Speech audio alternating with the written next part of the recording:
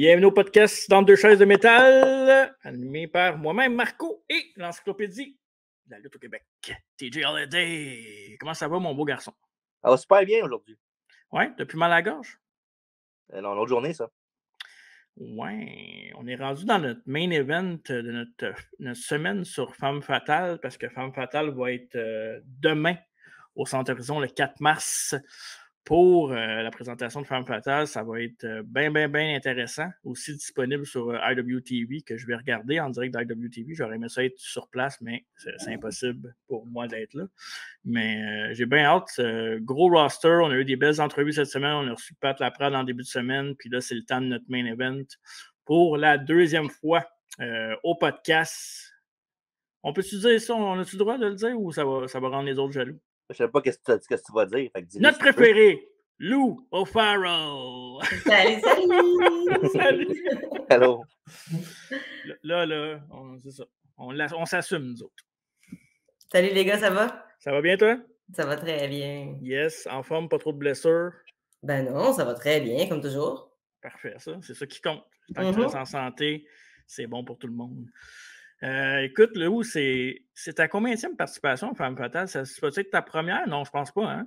Non. Hey, c'est une bonne question. J'en ai fait quelques-uns par le passé. J'ai fait le tout. Hey, ça remonte tellement à loin, Femme Fatale, mon Dieu, je me rappelle pas. J'ai fait le dernier, c'est sûr, celui qui était à Ottawa. On a fait un autre à Québec, fait que j'ai fait deux dans les derniers quand que ça a été repris par Pat Laprade puis Mike Bisson. J'ai fait au moins deux avec eux autres. J'en avais fait aussi quelques-uns par le passé. Quand c'était à Montréal, là, dans le temps, là, ça doit faire 10 ans à peu près, j'avais fait quelques-uns avec eux dans ce temps-là, mais c'est ça, fait que je n'ai pas des masses non plus, des participations à Femme Fatale, mais j'en ai 5, 6 certains. OK, quand même. Ah, c'est cool, ça. Oui. Parce que ça fait longtemps. Moi, j'ai vu les débuts de Femme Fatale, puis là, dernièrement, mais on dirait qu'il me manque un bout dans le milieu. Fait que c'est peut-être ce bout-là qui me manquait, les participations que tu avais. Ouais. Avant de te parler concrètement de Femme Fatale, puis qui s'en vient parce que tu as un gros match, là, on va te poser la question dans quelques minutes. Je veux te parler de ta participation à l'émission 3 secondes sur Historia, qui met aussi beaucoup l'image sur la NSPW, entre autres, les lutteurs du Québec. Et récemment, on a vu un épisode complet sur la lutte féminine que tu faisais partie avec les Pistos. Est-ce que tu vois une différence? Est-ce qu'il y a des gens qui te reconnaissent plus, qui ne te reconnaissaient pas avant, autre que la lutte avec cette émission-là? Non, pas pour l'instant. J'ai pas remarqué de changement dans ma popularité à l'extérieur, je te dirais, des cercles de lutte en général. Là où je trouve que j'ai remarqué le plus gros impact qu'a eu cette émission-là, c'est dans les shows de la NSPW en général. Je veux dire, il y a tellement...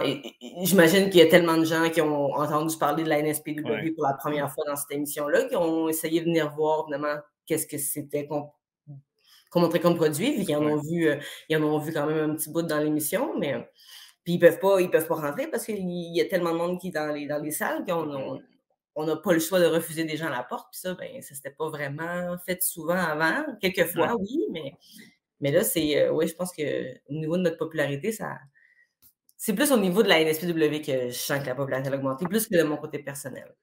T'as-tu aimé l'image que tu projetais dans les émissions? T'as-tu vu les émissions, en fait, depuis que ça a été tourné? Oui, j'ai écouté les émissions, c'est sûr. Je me trouve des moyens de l'écouter, même si j'ai pas le câble, mais c'est sûr que j'avais envie d'écouter le produit. On a vu les équipes de tournage nous côtoyer pendant si longtemps. C'est sûr qu'on avait envie de voir le produit que ça allait donner.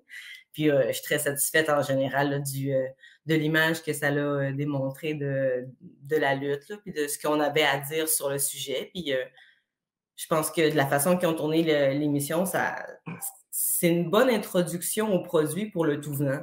Dans le sens qu'ils ont monté ça avec des thèmes qui sont simples, dans le fond, comme le scénario, les rivalités, patati patata. Fait que ça démontre bien c'est quoi la lutte. Puis je pense que c'est une bonne façon de démontrer aux gens qui ne connaissaient pas la lutte, là, de savoir un petit peu c'est quoi. Puis du côté moderne aussi, là, parce que souvent, la lutte, tu as des images de la lutte qui se passait dans les années 70, même avant ça, mais c'est plus tout à fait pareil. Puis je pense que la série 3 secondes, elle met bien ça en lumière. Ouais. C'est pas juste de la violence, je trouve. Le côté artistique est plus présent que juste le côté violence qu'on voit dans les années 90, début 2000, mettons. Je trouve que c'est beaucoup plus relatif au cirque, je trouve, la lutte aujourd'hui, avec les acrobaties qu'on fait, là, puis les matchs gimmicks aussi, là, je trouve que c'est beaucoup relatif au cirque. C'est vrai. Ouais. Évidemment, Femme Fatale s'en vient à très grands pas, mais dans le fond, c'est demain.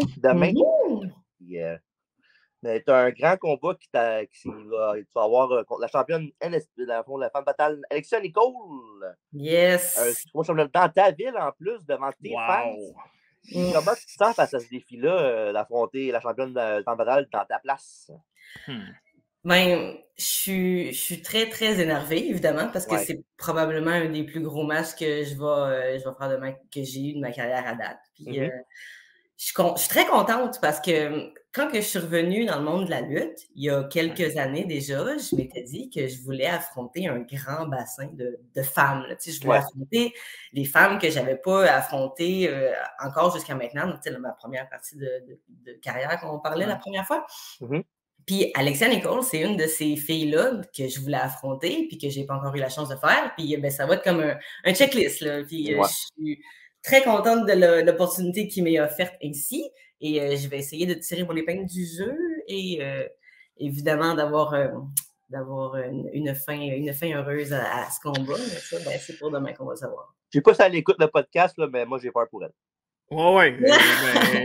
Ouais, mais l'avantage du terrain, là, un peu comme Sami à Montréal contre Roman Reigns, tu sais, à plus petite échelle, mais on était là à Donnacona dernièrement, puis en 2022, puis la foule, tu sais, c'était un plus petit show, je pense, quand on est allé, puis mais la foule était très bruyante déjà, fait que j'imagine pas au Centre Horizon, là, ça va être fou raide, là. Oh ouais, non, c'est... puis la première fois qu'on avait fait un show de Femme Fatale au Centre Horizon, la réception de la foule avait été très, très bonne. Puis je crois qu'on va remettre ça avec un autre gros coup avec Femme Fatale demain, là, avec tous les beaux gros noms qui ont été annoncés. Là. Je pense que ça va être la place à être. Là. C'est la place à être. Oui, ça va être un très, très gros show. Puis il y a de très bonnes lutteuses qu'on a vues dans les dernières années. Puis dans les derniers mois, TJ, on a vu beaucoup de ces lutteuses-là performer. Puis ben hâte. Là, j'ai une question pour les fans de Montréal et nous, parce qu'on habite à Montréal. Est-ce que tu penses qu'on va voir plus de Lou O'Farrell à Montréal dans l'avenir? Ça va être possible un jour que, tu sais, 1 à 2 fois par année, peut-être, que Lou vienne faire des matchs en sol montréalais? Ben, c'est sûr que je ferme pas la porte à l'idée. Parce qu'il y a des promotions très cool à Montréal avec qui j'aimerais travailler. Ça se cache pas. Il y en a 2 en particulier que j'ai en tête. Puis avec qui j'ai déjà travaillé par le passé, puis avec qui j'aimerais renouer éventuellement, mais c'est sûr que pour l'instant, ma priorité est pas tout à fait là, mais s'il y a une opportunité qui se présente, puis qui est vraiment cool, c'est sûr que je pourrais pas... Ça se discute, mais... OK, la porte n'est pas fermée, mettons. Absolument pas. Absolument pas. Parfait. Puis j'ai parlé avec les gens, tu sais, on garde contact, puis... ouais. C'est sûr que tu as des offres des fois. C'est sûr qu'ils ont déjà tâté le terrain. Là. C'est impossible que ça... Ben oui, ils sont venus me voir, mais tu sais, je leur ai expliqué c'est quoi ma situation, puis les gars, ils comprennent, puis c'est juste, bon, la balle est dans mon camp. La balle est dans mon camp, c'est moi qui va... Si je leur fais un coucou quand je suis prête, là, d'après moi, il n'y aura pas trop de problème. OK. C'est bon, j'aime ça. Je me souviens pas, la première fois qu'on s'est rencontrés pour le podcast, t'as déjà été méchante dans ta carrière de lutteuse? Très peu. Mais un peu. J'ai dernièrement à la FCL, j'ai un petit peu touché le côté heel de mon personnage quand que j'affrontais Azael. Là, on a fait une bonne rivalité là, avec Azael à la FCL en 2022. Puis au début de la feud, j'étais heel. Fait que, c'était le fun. Dans les premières fois de ma vie que j'essayais d'être heel. C'était spécial, mais il y a eu bonne réaction de la foule encore une fois. Fait que je pense que dans le futur, ça pourrait être quelque chose qui pourrait être possible. T'aimerais ça? Oui, absolument. Parce que ça me permettrait de faire autre chose que ce que je fais d'habitude. J'ai pratiquement toujours été babyface. Fait que non, je pense que ça serait le fun éventuellement là, de tâter le terrain. C'est drôle, je vois un peu ça comme. Je sais pas si tu te souviens dans le temps, tu écoutais ça NXT dans le temps que Bayley était là, puis que Sasha Banks avait brisé le cœur de la petite Bayley dans la première rangée parce que Bayley c'était tendon, une favorite, une super-héros. Là. Ben, je suivais pas la NXT dans ce temps-là, mais c'est sûr que j'ai vu des clips. Des vidéos package qui montraient le moment. On dirait que j'ai ça en tête, la super-héros qui se retourne contre. Parce qu'on se cachera pas, tu as une fanbase aussi, beaucoup d'enfants. On l'a vu à Donnacona, il y a beaucoup d'enfants qui t'admirent. Puis ça, c'est cool parce que ça permet à des petites filles de rêver à un sport qui était quasiment juste masculin avant. Puis là, ils sont comme oh, attends, elle fait pas 6 pieds 4, 300 livres, elle est capable de flyer par-dessus les cordes, puis ça fonctionne, tu sais. Absolument, absolument. Mais c'est drôle que tu en parles parce que ça s'est déjà produit. Okay. Parce que quand j'étais à Sherbrooke, j'étais en équipe avec Kira. Oui, puis on faisait une équipe qui s'appelait Starlight. Là, puis on était full des babyface. Là, puis Ouais. à un moment donné, je me suis revirée contre elle. Fait que c'est moi qui ai viré heel. Puis on avait une fanbase encore là, comme j'ai aujourd'hui, assez. C'était beaucoup des enfants là, qui nous aimaient. Ouais. On avait des costumes flashy, là, puis c'était vraiment cool. Là, j'ai vraiment aimé cette équipe-là, mais c'est ça. Fait que quand je me suis virée contre elle, on avait des petites fans, puis une qui m'aimait en particulier beaucoup. Fait que elle, j'ai brisé le cœur là, quand j'ai tourné. Elle est venue me voir backstage après le show, puis elle pleurait, genre. C'était pas drôle, là. Puis, tu sais, il a fallu que je la console, là, mais tu sais, en tout cas, c'est vraiment drôle de voir l'investissement des fois que les enfants vont voir envers des personnes là, qui voient, genre, une fois par mois, là, dans un show de lutte. Ouais, ben c'est ça, c'est des personnages plus grands que nature pour eux autres, puis ils comprennent pas encore l'ampleur de tout le spectacle. Une question que j'ai rajoutée, je sais que tu avais dit que ton dream match, c'était contre Lufisto, que tu aurais aimé avoir un dream match. Moi, j'étais certain qu'avant que la carte soit annoncée, que ça allait être le match pour Femme Fatale, mais j'ai l'impression que down the road, il y a quelque chose qui se trame, mais ça, je ne suis pas au courant. J'ai l'impression que ça va se faire. Mais sinon, il y avait-tu une autre lutteuse, là, comme tu parlais d'Alexia Nicole, mais à l'international, c'est qui les lutteuses que tu voyais affronter dans ton bassin de nouvelles opposantes? À l'international, tu sais, ça peut être du côté canadien aussi, Ontario, des trucs comme ça. Là. Ben, en Ontario, il y a Jody Threat que j'aimerais affronter. OK. Il y a Nicole Matthews aussi que j'aimerais affronter. Puis au niveau des États-Unis, je check pas vraiment les filles à Impact. Je les connais pas tant. Mais moi, c'est sûr que dans les gros noms, là, ever, un des biggest dream match ever que je pourrais avoir en ce moment, là. Puis ça pourrait être possible parce qu'elle n'est pas employée par la WWE en ce moment, ça serait Toni Storm. Ah, OK. Oh, wow. Ouais, ça serait. Ça fait longtemps que c'est un de mes gros dream match, genre, tu sais, à peu près impossible, mais genre qui. Il n'y a rien d'impossible. Jamais. C'est jamais. OK. Hey, ça serait spécial. Mais moi, il y a un match que je veux voir qui est sur la carte, c'est Zelenia Sparks contre toi. Parce qu'elle, c'est une heel qui frappe dur, puis toi, t'es quelqu'un qui est habitué de manger des coups. Là. Ouais, on va se le dire. Ça fait partie de ma gimmick. D'encaisser. Ouais, c'est ça. Tu te relèves toujours, fait que c'est parfait. On a toujours un petit questionnaire qu'on pose aux invités. On n'avait pas ça la première fois que tu es venu au podcast, mais là, on va découvrir un peu tes goûts personnels, autant musique, film, on va aller un petit peu partout. Puis, je suis fou ou j'ai entendu dire ou je t'ai vu tweeter ou pas tweeter ou écrire quelque chose que tu n'aimais pas Billy Talon, toi? Ça se peut-tu? Ouais, Billy Talon. Ça se peut-tu, ça? Hey, ça, là! C'est nice. Billy Talon. Qu'est-ce que tu as contre Billy Talon? Billy Talon, j'ai sorti avec un gars quand j'étais adolescente qui tripait là-dessus, puis il en faisait tout le temps jouer. J'étais pas capable, sa voix, j'étais là. Ça m'agressait, le ton de sa voix. Non, je suis pas capable. Pour moi, c'est très important la voix d'un chanteur dans un band. Ouais. Puis si je suis pas capable d'endurer la voix du chanteur, je serais pas capable d'apprécier la musique que le band m'offre parce que c'est trop important la voix du chanteur. Fait que donc, Billy Talon, ça fait partie des rares qui fait que je suis pas capable d'écouter le band depuis que j'ai eu une overdose. Mais tantôt, tu parlais d'avoir brisé le cœur à un enfant, ben là, ça va te briser le cœur. Ouais, c'est exact. Là, je savais que je trouverais un défaut à un moment donné. Voilà, c'est fait. Toi, t'aimes beaucoup Billy Talon, c'est ça? On est allé voir Billy Talon genre 4 fois en show. Oh, ouais. Ouais. Ouais, moi, on aime beaucoup. Ben, le vieux Billy Talent plus. Ouais. Mais ouais. Non, je savais pas qu'il y avait eu différentes phases. Je t'avais vu m'emmener parler de ça. J'ai dit un jour, je vais y demander. Ah, c'est Et ça. voilà. Mais je pense que c'était une publication Facebook. Là, ça se peut, j'ai vu ça passer quelque part. Là, mais qui parlait de voix de chanteur que t'aimais pas. J'avais tagué quelqu'un en disant, genre, j'avais parlé de Billy Talent parce que ça m'avait marqué toute ma vie. De toutes les bands ever, c'est Billy Talent, il me tape le plus ses nerfs. Wow. OK, bon, on va y aller avec, c'est quoi peut-être ton groupe de musique favori ou un chanteur, chanteuse que tu écoutes souvent ou qui t'a marqué, mettons? Moi, je te dirais que je me tanne jamais d'écouter du Tool. OK. Ouais, OK. J'ai découvert le rock puis le métal progressif avec mon père, puis je te dirais que c'est la musique que j'ai appris à trouver vraiment, vraiment bonne en général, puis j'écoute pas beaucoup de musique en général, fait que c'est pour ça que j'explore pas beaucoup, fait que je dis que j'aime le rock progressif, mais je suis pas comme là à connaître une panoplie de bands de rock progressif, j'en écoute 2-3, mais c'est surtout Tool. Tool, je trouve ça très, très, très bon. C'est pas mal, c'est mon top. Ah, c'est cool. J'aime les réponses différentes. Sinon, ton film préféré ou ta série, parce qu'à Star, il y a beaucoup plus de séries que de films. Ben, pas beaucoup plus, mais c'est plus populaire. Fait que pour les deux, ça serait quoi?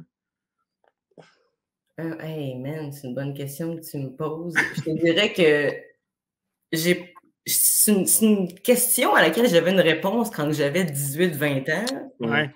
Puis là, on dirait qu'avec les années, il y a des fois que j'aime, des fois que j'aime pas, mais avoir un film préféré, je dirais que je pourrais aller piger dans la nostalgie. C'est des films que j'ai aimés vraiment beaucoup quand j'étais plus jeune.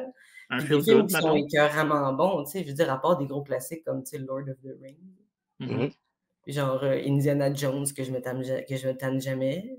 Mais j'aime les films comme The Patriot avec Mel Gibson, qui est absolument excellent. Puis genre La Samouraï, puis genre des grosses affaires de même.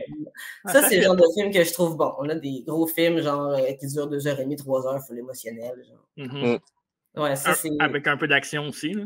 C'est sûr qu'il y a de l'action. C'est des films qui ont quand même beaucoup d'action, mais que ce soit, il faut que ça aille piger dans toutes sortes d'émotions. Fait que, oui, il va y avoir du combat, il va y avoir des scènes super douces, il va y avoir de l'amour, il va y avoir des grosses scènes pleines de psychologie puis de wisdom, puis il va y avoir du combat, c'est sûr. Mais c'est le genre de film que je trouve agréable à écouter. Pas de Notebook, là. Non, c'est pas mon style. Non, je trouve ça... C'est trop cucu un peu. Hein? Trop sapé. Le style fleur bleue me rejoint pas tant. OK, parfait. Le meilleur... Pas le choix, merci. Mais j'écoute pas de films d'horreur, par exemple. J'écoute pas de films d'horreur. T'écoutes pas de films d'horreur?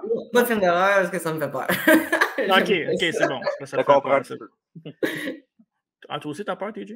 Ben, ça dépend quel film, là. Ouais. Nous autres, on écoute que ça à la maison. Ah ouais, vous êtes des gros amateurs de films d'horreur. Non, j'ai bien la misère. Le meilleur show de lutte que tu as assisté en tant que spectatrice?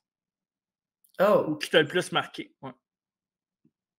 Ça peut être autant WWE que. Je suis allé voir c'est sûr que la E, c'est tout le temps impressionnant. C'est tout le temps impressionnant à regarder. C'est sûr que c'était big. Ou un moment, peut-être aussi. Là. Ouais, ça peut être un moment. Ou quoi? Ça peut être un moment aussi. Là. Que j'ai assisté? Ouais. Il y a eu un show de la ROH à Montréal, un des très rares shows de la ROH à Montréal où j'ai vu, genre, je me rappelle même plus, je sais que c'était Kevin Steen puis El Generico, mais contre qui, je me rappelle. On était là, tu le sais que TJ, toi, c'est contre qui, hein? Ben, ça dépend, il a fait une couple de shows, il y avait un four-way, il était contre Nigel McGuinness puis Go Shiozaki. Non, mais là, c'était Steen puis El Generico en team contre deux autres. C'était-tu contre Sylvain Grenier, genre? Ah, ça ouais. C'est ça? C'était sur Ontario à Montréal, hein, c'est ça? Ouais.